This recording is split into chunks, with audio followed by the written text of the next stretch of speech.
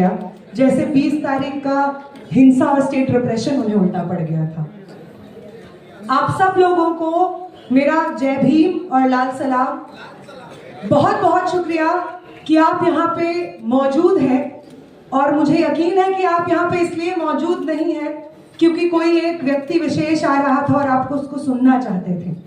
आप यहाँ पे इसलिए मौजूद हैं क्योंकि पिछले कुछ दिनों में इस देश के नौजवानों ने, छात्रों ने इस देश को बहुत उम्मीद दी है, और उसी उम्मीद में से एक इंसान मैं हूँ, और उस उम्मीद को जिंदा रखने के लिए आप यहाँ पे मौजूद हैं क्योंकि आप इस चीज को दर्ज करना चाहते हैं कि इतिहास जब लिखा जाएगा और उसमें काउंटिंग हो रही होगी कि कौन लोग वो थे जो इतिहास के सही पक्ष में खड़े थे, कौन लोग वो थे जो जुल्म के खिलाफ जब आम लोग संघर्ष कर रहे थे तो वो मैदान में उतरे थे। तो मैं जानती हूँ आप यहाँ पे इसलिए बैठे हैं क्योंकि आप चाहते हैं कि नागपुर की आम जनता की काउंटिंग उस गिनती में हो जो लोग जिंदा थे, जुल्म के खिलाफ लड़ रहे थे, संघर्ष कर रहे थे, जिन्होंने लड़ने वाले को अकेले नहीं रहने दिया।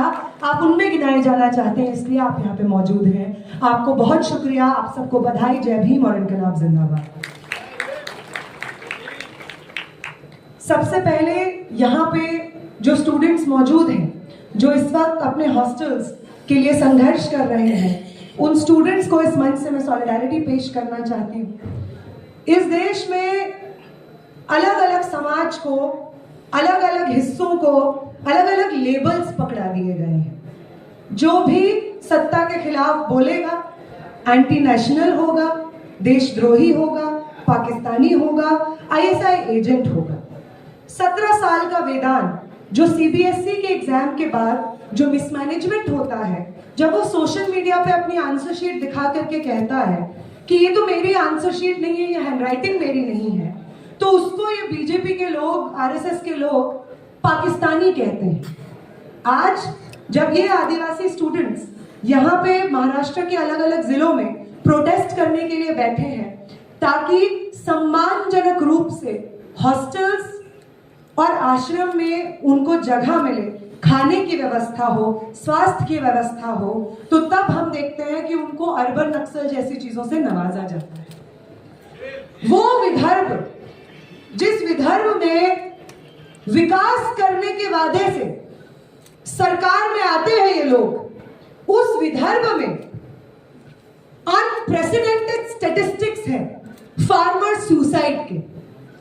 उस विदर्भ में आदिवासी स्टूडेंट्स मजबूर हैं पिछले 14 दिनों से बारिश में खुली छत के नीचे प्रोटेस्ट करने के लिए।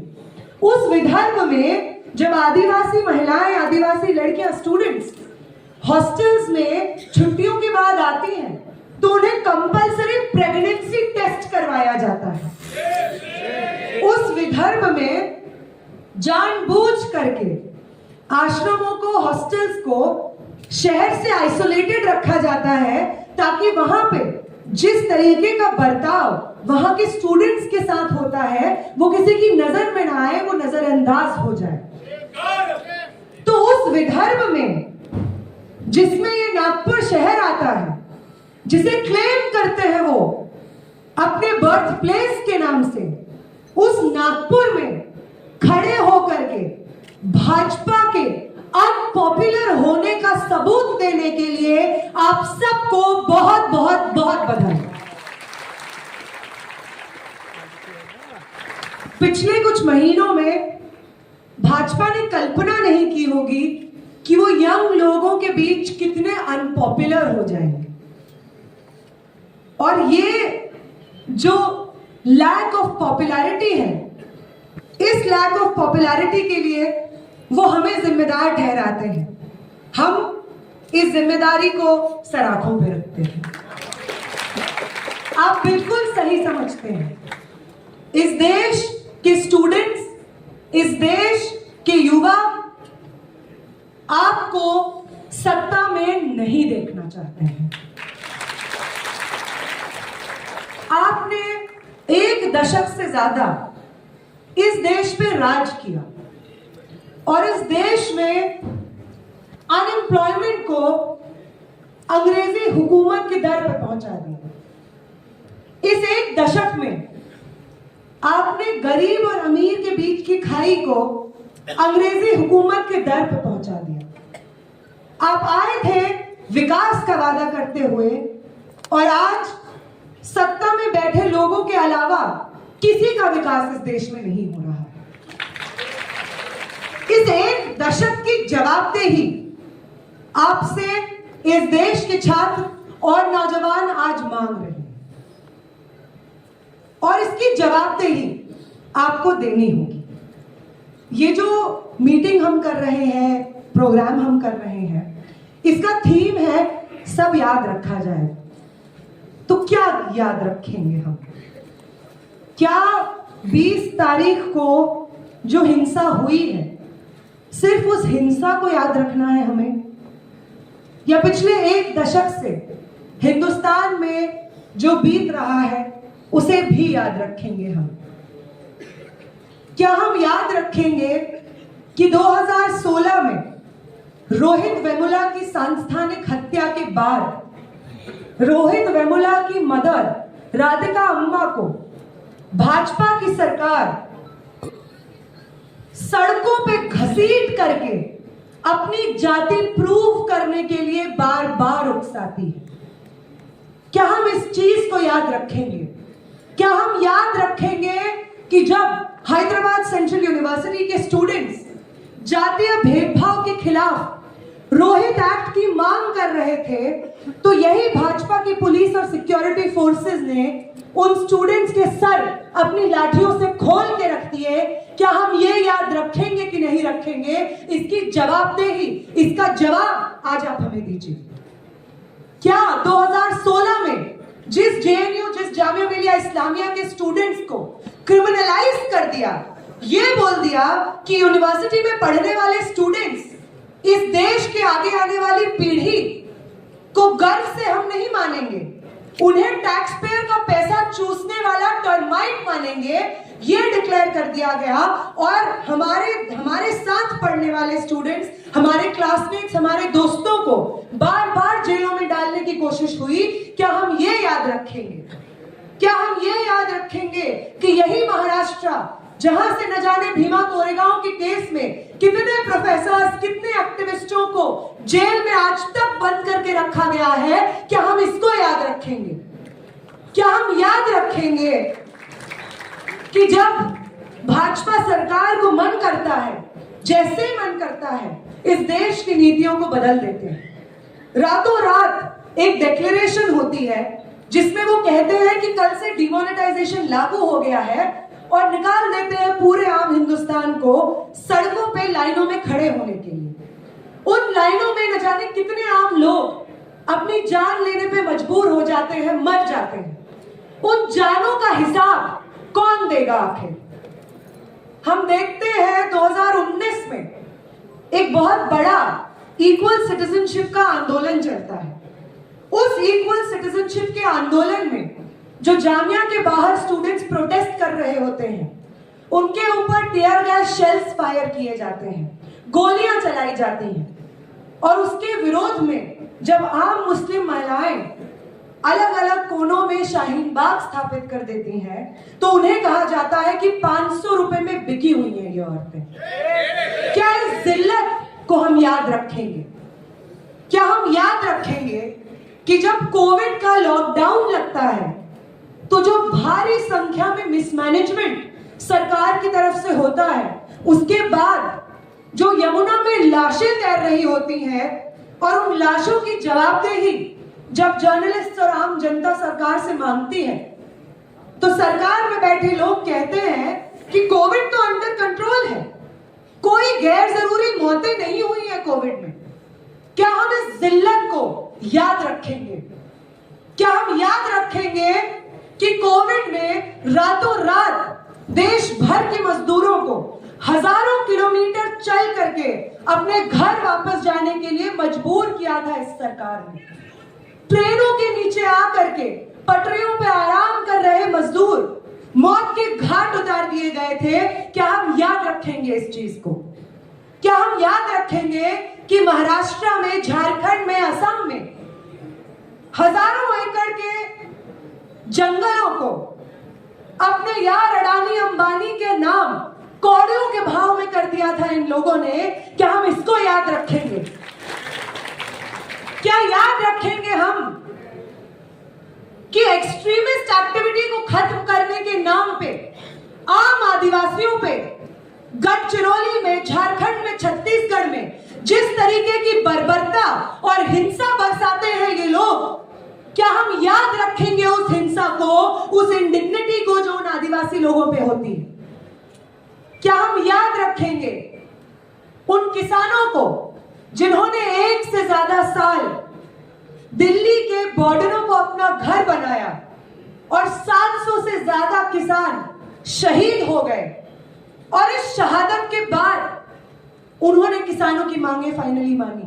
क्या हम उन किसानों की, 700 से ज्यादा किसानों की शहादत को याद रखेंगे कि नहीं याद रखेंगे? ये बात पूछी जा रही है।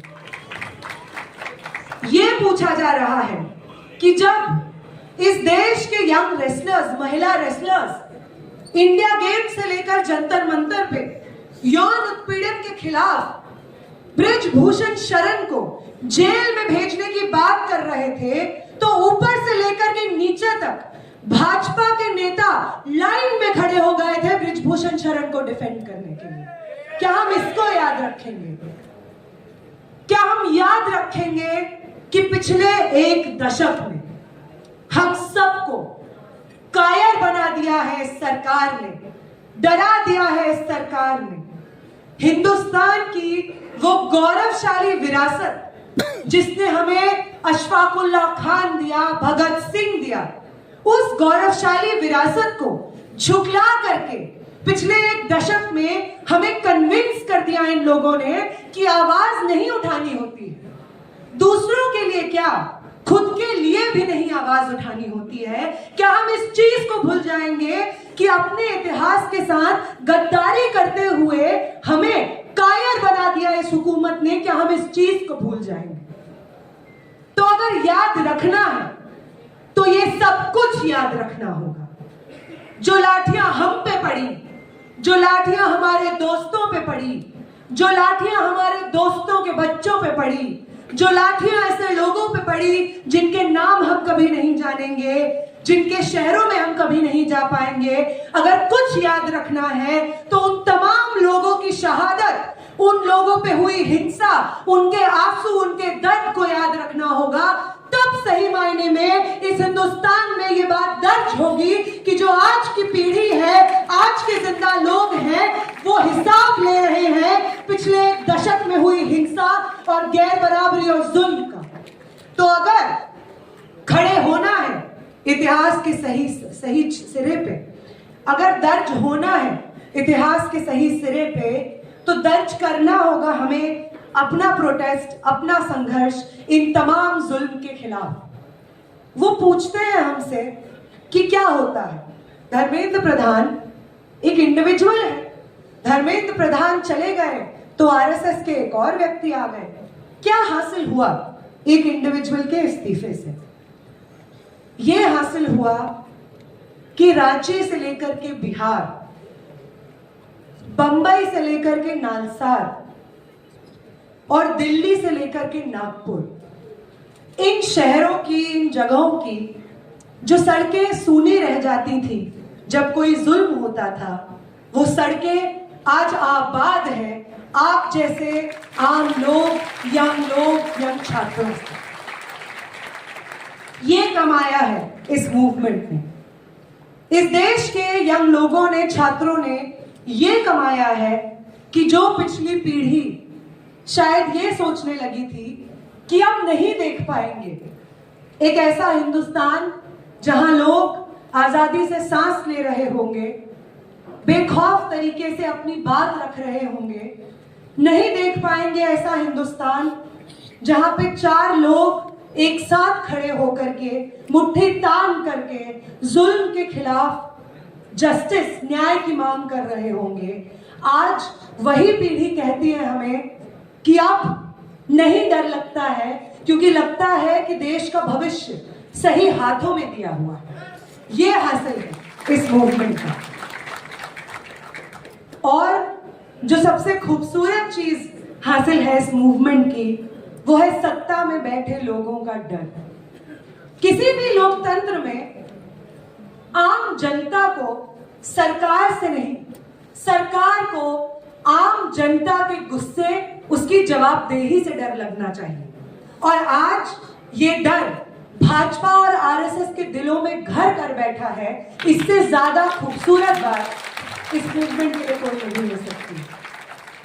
वो अमित शाह जो इस देश के हर कोने में घूम करके दलितों के खिलाफ, मुसलमानों के खिलाफ, महिलाओं के खिलाफ जहर उगलते थे, वो अमित शाह धर्मेंद्र प्रधान के इस्तीफे के बाद पार्लियामेंट में अपनी शक्ल नहीं दिखा पाए हैं। ये विक्ट्री है इस मूवमेंट की। वो प्राइम मिनिस्टर जो नॉन बायोलॉजिकल होने का दावा करते थे, अपने 56 इंच के सीने के सामने अपनी तमाम नाकामयाबी को छुपाते थे, उस प्राइम मिनिस्टर को जेंसी की भाषा में बात करने के लिए 30-30 सेकंड की इंस्टाग्राम पे रील बनाने पे मजबूर किया है इस देश के युवा ने। ये कमाया है हमने इस मूवमेंट से। हमने ये कमाया है कि भाजपा तो छोड़िए, इनके आका जो है आरएसएस में, उसके चीफ मोहन भागवत जेंसी के साथ वार्ता नाम से प्रोग्राम चला करके यंग लोगों के बीच अपनी एक्सेप्टेबिलिटी तलाश करने पे मजबूर हो गए हैं। ये कमाया है इस मूवमेंट ने। जिस आरएसएस को गर्व होता था कि ये नागपुर तो हमारी जन्म की भूमि है, इस नागपुर में तो हम जो चाहे वो करेंगे, जिस नागपुर के दम पे, जिस विदर्भ के दम पे महाराष्ट्र की सत्ता पे कब्जा किया है, उस विदर्भ के लोग जो इस महफिल में मौजूद हैं, उन लोगों का धिक्कार मिला है महाराष्ट्र की सरकार को। ये कमाया है इस मूवमेंट के बीच से।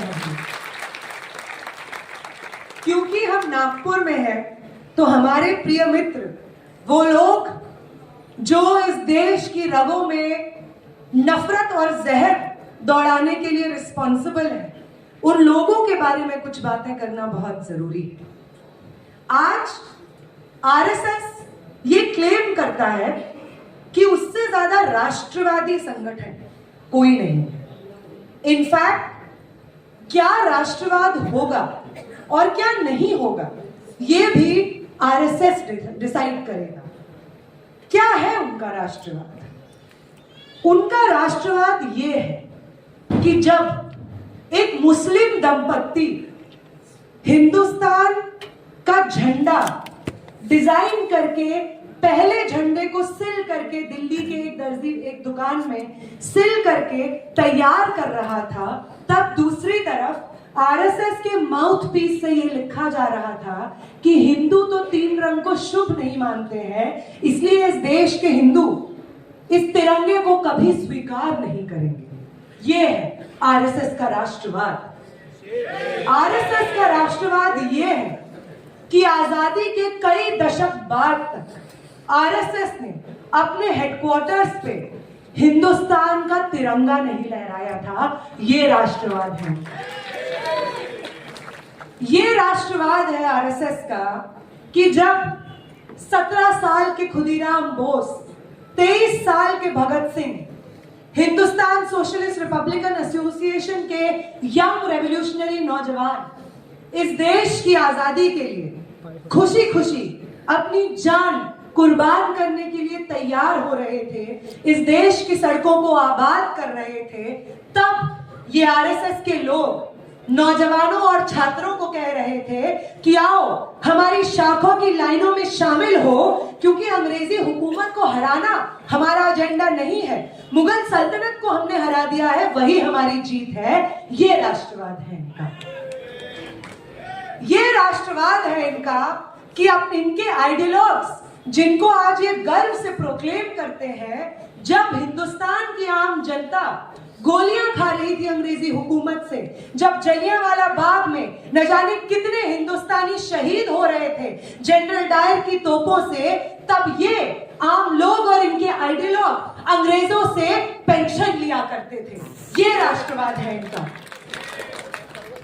ये राष्ट्रवाद है इनका कि पंसारे जैसे, गोविंद पंसारे जैसे रेवोल्यूशनरीज और सोशल रिफॉर्मर्स, गोविंद पंसारे जैसे साथी, नरेंद्र दाभोलकर जैसे साथी, गौरी लंकेश जैसे साथियों को जिन लोगों ने गोली मार करके हत्या कर दी, उन लोगों का इन्वेस्टिगेशन में बार बार अगर किसी संगठन से लिंक पाया जाता है तो वो इनका संगठन होता है जिससे लिंक पाया जाता है। ये राष्ट्रवाद है इनका, ये राष्ट्रवाद है इनका कि वो स्टैन स्वामी जो इस देश के आदिवासियों के बीच में अंधश्रद्धा के खिलाफ प्रचार करते थे, साइंटिफिक टेम्परामेंट और शिक्षा की बात करते थे, उस स्टैन स्वामी को 80 से ज्यादा साल के बुजुर्ग को अपनी जेलों में बंद करके उनकी जान ले ली इनके सिस्टम में। ये राष्ट्रवाद है इनका, ये राष्ट्रवाद है इनका कि जब आम लोग जंतर मंतर पे पेपर लीक के खिलाफ प्रोटेस्ट कर रहे थे और शिक्षा मंत्री का इस्तीफा मांग रहे थे, तो आरएसएस के केरला के एक आइडियोलॉग कहते हैं कि जंतर मंतर पे जो औरतें हैं रेपिस्ट मेंटालिटी की है, उनका रेप होना चाहिए। ये है इनका राष्ट्रवाद, ये राष्ट्रवाद है इनका कि जिस शिवाजी को ये अपना आइकॉन मान करके देश भर में वोट कमाते हैं, महाराष्ट्र में वोट कमाते हैं, उसी शिवाजी के एंटी कास्ट, एंटी कम्युनल इतिहास से गद्दारी करते हैं। ये राष्ट्रवाद है इनका, ये राष्ट्रवाद है इनका कि जब अंबेडकर इस देश में संघर्ष कर रहे थे ताकि इस देश के पिछड़ी जाति के, पिछाड़ दी गई जातियों के, महिलाओं के अधिकार के लिए इस देश में जगह हो, शिक्षा में उनके लिए जगह हो, प्रॉपर्टी में उनके लिए जगह हो, तो तब ये लोग उनके खिलाफ प्रदर्शन किया करते थे, रामलीला मैदान भर दिया करते थे। ये आरएसएस है, ये राष्ट्रवाद है इनका। वो लोग जो आजादी के आंदोलन में, संघर्ष में कभी शामिल नहीं रहे, लेकिन मोहनदास करमचंद गांधी की हत्या करने में जिस इंसान का जिम्मेदारी रहता है, वो रहता है इनके संगठन से। ये राष्ट्रवाद है इनका। तो वो नागपुर, जिस नागपुर से वो अपना बर्थ डिराइव करते हैं, हमसे जब पूछा गया था जंतर मंतर पे जिस दिन इस्तीफा आया था धर्मेंद्र प्रधान का, तो हमसे पूछा गया आप क्या चाहेंगे, कैसे याद किया जाए इस मूवमेंट को इतिहास में। तो हमने एक बात कही थी कि हम चाहते हैं कि जंतर मंतर के इस मूवमेंट की जीत को भाजपा और आरएसएस के इस देश में कब्जे के अंत की शुरुआत के रूप में याद किया जाए। ये महाराष्ट्र, एक्चुअली में आपको मालूम होगा, इस महाराष्ट्र में एक FTII है, film and technical institute of India. इस इंस्टीट्यूट से भाजपा सरकार के खिलाफ पहला स्टूडेंट मूवमेंट लड़ा गया था, और इसी महाराष्ट्र से, जहां से भाजपा सरकार के खिलाफ पहला छात्र आंदोलन हुआ, मैं आप सब से ये उम्मीद करती हूं, अपील करती हूं कि इसी महाराष्ट्र में भाजपा सरकार के अंत के लिए भी आंदोलन यहीं से उसका आह्वान हो।